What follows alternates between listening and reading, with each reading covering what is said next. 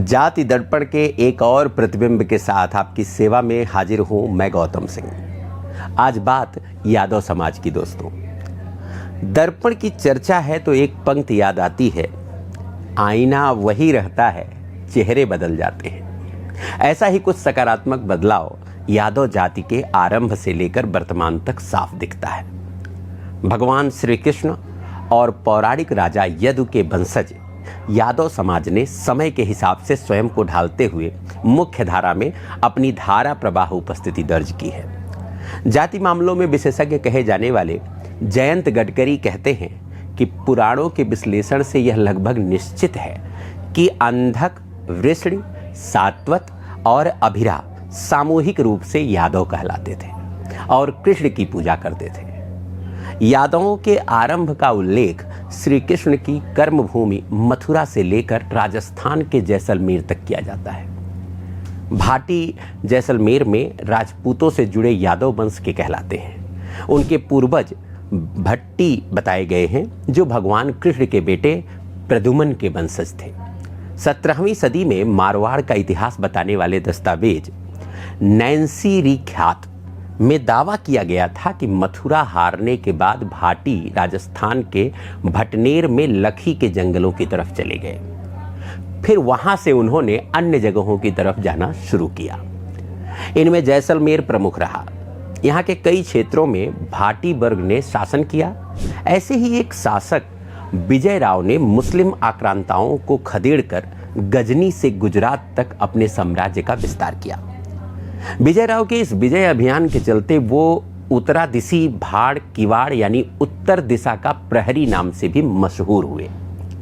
यादवों का विषय काफी हद तक समय की शिला पर मधुर चित्र कितने किसी ने बनाए, किसी ने मिटाए, जैसे संघर्ष और उसमें मिली सफलता का है।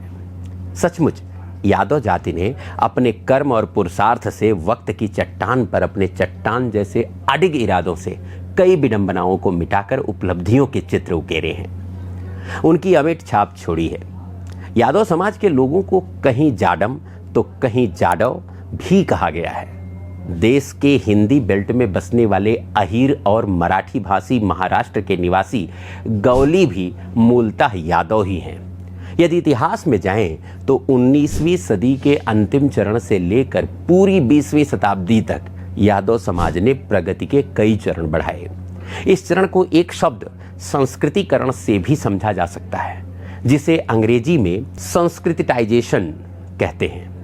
समाजशास्त्र का यह शब्द उस प्रक्रिया को बताता है जिसमें जाति वर्गीकरण में निचले स्थान पर स्थित जातियां या जनजातियां प्रमुख जातियों या उच्च जातियों के कई पक्षों का अनुकरण करके स्वयं को गतिशील बनाती हैं, यानी गति के साथ प्रगति करती हैं।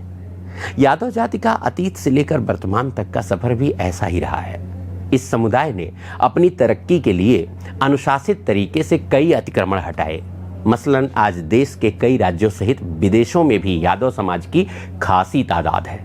भारत में खासकर उत्तर प्रदेश, बिहार, राजस्थान और मध्य प्रदेश के साथ ही पंजाब, गुजरात, हिमाचल प्रदेश, आंध्र प्रदेश में इनकी प्रभावी संख्या है। इसी फहरिस्त में तमिलनाडु, तेलंगाना, पश्चिम बंगाल, असम, उड़ीसा, झारखंड, दिल्ली, कर्नाटक और केरल भी शामिल हैं। कह सकते हैं कि इन राज्यों में यदि ऊंचाई से खड़े होकर पत्थर फेंका जाए तो वह किसी न किसी यादव के घर पर ही गिरेगा। वे भारत से दूर मॉरिशस में भी हैं। नेपाल में भी उनकी उल्लेखनीय उपस्थिति है। कहा जाता है कि किसी समय में बिहार के मिथिला वाले पासवान राजा सहलेश के समय से ही अहीर समुदाय ने उस भूभाग में प्रवेश कर रहना आरंभ किया जो आज नेपाल कहलाता है।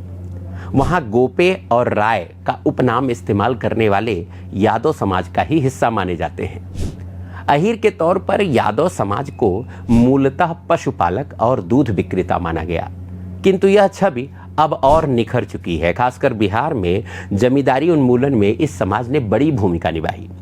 फिर अपने प्रयासों से यादवों ने अब राजनीति, व्यापार और सशस्त्र सेनाओं में भी सफलताओं के झंडे गाड़े हैं।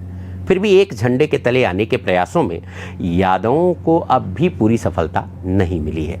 हम इसका उल्लेख किसी विवाद के रूप में नहीं कर रहे, जो बताना चाह रहे हैं उसे एक उदाहरण से समझिए। उत्तर प्रदेश की आजमगढ़ लोकसभा सीट पर हुए एक उपचुनाव में एक तरह समाजवादी पार्टी के सुप्रीमो मुलायम सिंह यादव मैदान में थे, उनका मुकाबला भाजपा के रमाकांत यादव से था। देखने सुनने में मामला दो यादवों के बीच के संघर्ष का था, लेकिन ऐसा नहीं रहा, क्योंकि दोनों तरफ से दावा किया गया कि मुलायम और रमाकांत एक दूसरे से अलग अलग तरह के यादव हैं। ऐसे ही विषय आज भी यादव समाज में चर्चा से लेकर बहस तक के रूप में चल रहे हैं। हालांकि एकजुटता की कोशिशें बहुत पहले से चल रही हैं। अब प्रयागराज कहे जाने वाले इलाहाबाद में सन 1924 में अखिल भारतीय यादव महासभा यानी AIYM का गठन इसी दिशा में एक बड़ा कदम था। इसमें यादव समाज में एकजुटता के साथ ही शराब तथा मांसाहार को छोड़ने जैसे उद्देश्य भी शामिल किए गए थे। यह एक किस्म का सुधारवादी आंदोलन भी था, क्योंकि महासभा ने जहां अंग्रेजों से सेना में यादव समाज के अफसरों की संख्या बढ़ाने का अनुरोध किया, वहीं उसका यह आग्रह भी था कि यादव अपने यहां शादी में दहेज देने तथा कम उम्र में विवाह जैसी कुरीतियों से बचें। साथ ही यादव जाति के संपन्न लोगों से आग्रह किया गया कि वे समाज के गरीब बच्चों की पढ़ाई सहित शैक्षणिक संस्थाओं और मंदिरों के निर्माण में आर्थिक सहयोग करें। एकजुटता के इस प्रयास का बड़ा असर उस समय दिखा जब 1930 के दशक में बिहार के यादवों ने स्थानीय चुनाव में उतरने के लिए कुर्मी और कोयरी समुदाय के खेतिहरों से हाथ मिलाया। तब इन तीन समुदायों ने मिलकर राजनीति दल त्रिवेणी संघ का गठन भी किया।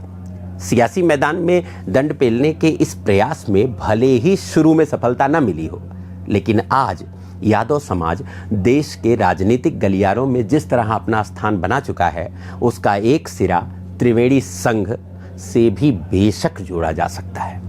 यादव जाति को लेकर यादों के ऐसे ही सिरे हम आगे भी जोड़ेंगे। जाति दर्पण में फिलहाल इतना ही। अपने मित्र गौतम सिंह को फिलहाल के लिए दीजिए इजाजत। सादर नमस्कार। अगर आप इस वीडियो को YouTube पर देख रहे हैं तो चैनल को सब्सक्राइब करें और बेल आइकन दबाना ना भूलें। अगर Facebook पर देख रहे हैं तो चैनल को लाइक करें।